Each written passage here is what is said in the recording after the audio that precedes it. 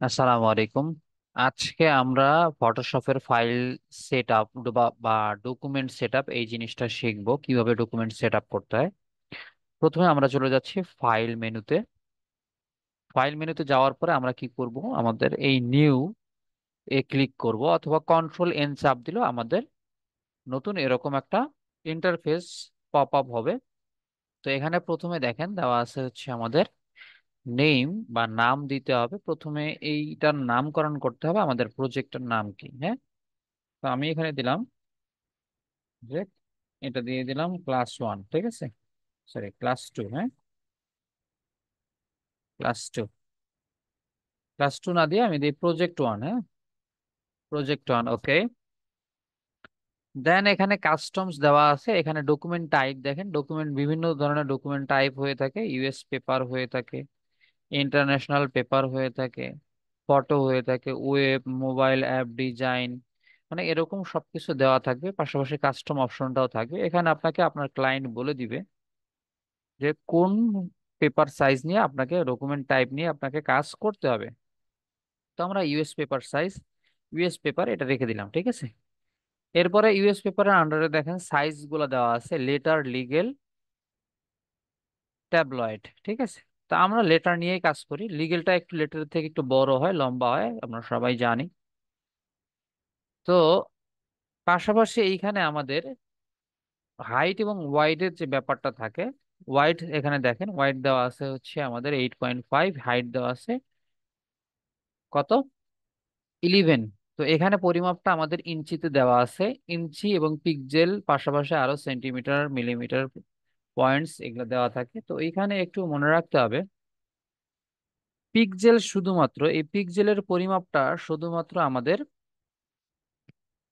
কিসে দেওয়া থাকে, পিক্সেল শুধুমাত্র ওয়েব মিডিয়ার জন্য কাজ করে থাকে। তো এখানে বলে নেই, আমাদের কাজ মূলত দুই ধরনের হয়ে থাকে। একটা হচ্ছে ওয়েব মিডিয়া রিলেটেড কাজ, আর একটা হচ্ছে আমাদের প্রিন্ট মিডিয়া রিলেটেড কাজ। ওয়েব মিডিয়া রিলেটেড কাজ বলতে বোঝায় ওয়েবসাইটে ব্যবহার করা, এবং প্রিন্ট মিডিয়া, প্রিন্ট মিডিয়া বলতে কি বুঝায়, যেটা আমরা প্রিন্ট করি, ঠিক আছে। তো যখন আমরা ওয়েবের জন্য, ওয়েবসাইটের জন্য আমরা কাজ করব, তখন পিক্সেল নিয়ে কাজ করব। আর যখন আমরা প্রিন্ট মিডিয়া নিয়ে কাজ করব, তখন সেক্ষেত্রে আমাদের ক্লায়েন্ট বলে দিবে ইঞ্চিস নাকি সেন্টিমিটার নাকি কোনটা, সেটা আমাদেরকে নিতে হবে, ঠিক আছে। সেই অনুযায়ী আমাদেরকে আমাদের প্যারামিটার সিলেক্ট করতে হবে, ঠিক আছে। আমরা ইঞ্চিস সিলেক্ট করে দিলাম। এরপরে আমাদের রেজুলেশন দেখেন, যদি আমরা এখানে পিক্সেল সিলেক্ট করি তাহলে আমাদের রেজুলেশন আমরা কত দিব, 72 ব্যবহার করব, ঠিক আছে। রেজুলেশন 72, কেমন। আর যদি আমরা প্রিন্ট মিডিয়ার জন্য ইউজ করি, প্রিন্ট মিডিয়ার জন্য আমরা ধরেন আমরা ইউজ করলাম হচ্ছে কত, ইঞ্চেস ইউজ করলাম, ঠিক আছে। তো সেক্ষেত্রে আমরা এখানে রেজুলেশন দেবো 300, ঠিক আছে। এটা মাথায় রাখতে হবে, 300 পিক্সেল পার ইঞ্চেস, ওকে, এইটা।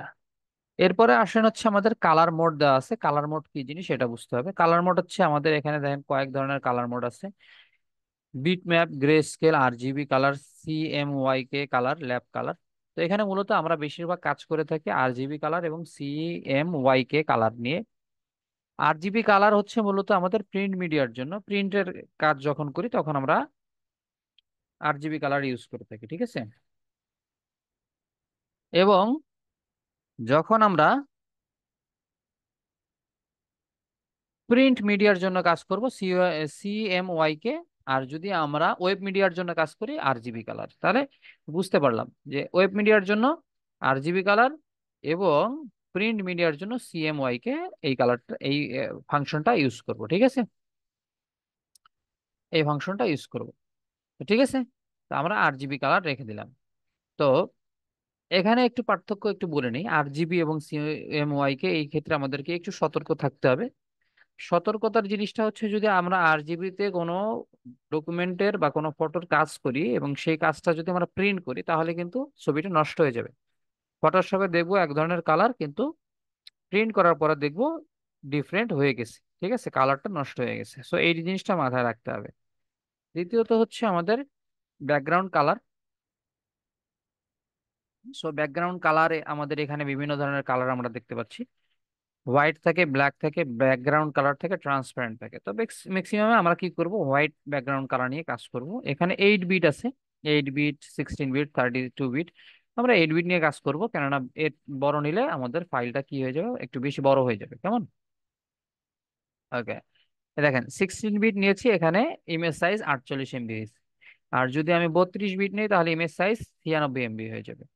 আর যদি 8 বিট নেই তাহলে আমাদের হচ্ছে 24 MB ইমেজ সাইজ হয়ে যাবে।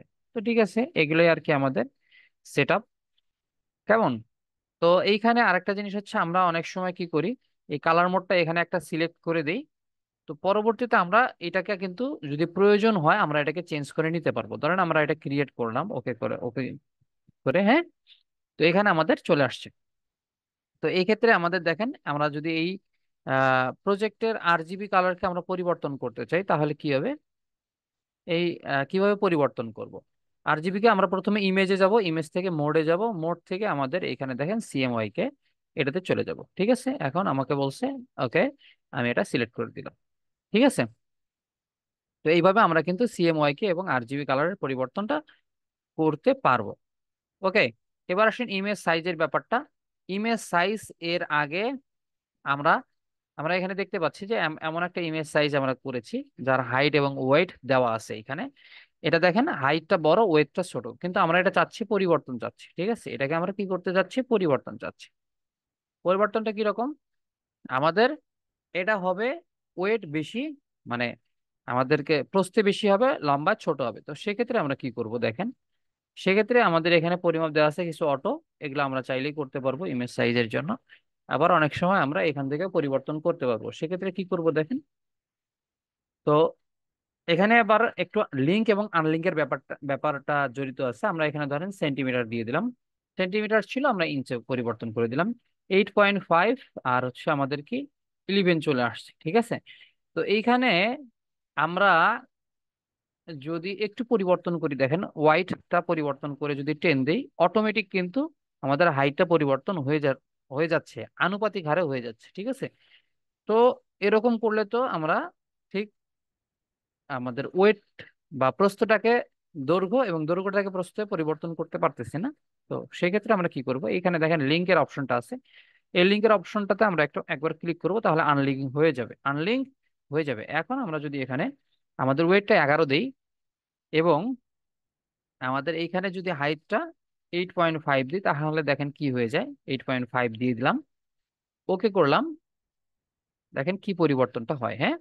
দেখেন এটা পরিবর্তন হয়ে গেল, হাইটটা ওয়েটে চেঞ্জ হয়ে গেল, ওয়েটটা হাইটে চেঞ্জ হয়ে গেল। তো এইভাবে আমাদের কাজগুলো করতে হবে। ঠিক আছে, তো আশা করি ডকুমেন্ট সেট আপ কিভাবে করতে হয় এটা আপনারা শিখছেন। ইনশাল্লাহ নেক্সট ক্লাসে আমরা আরো বিস্তারিত জানবো।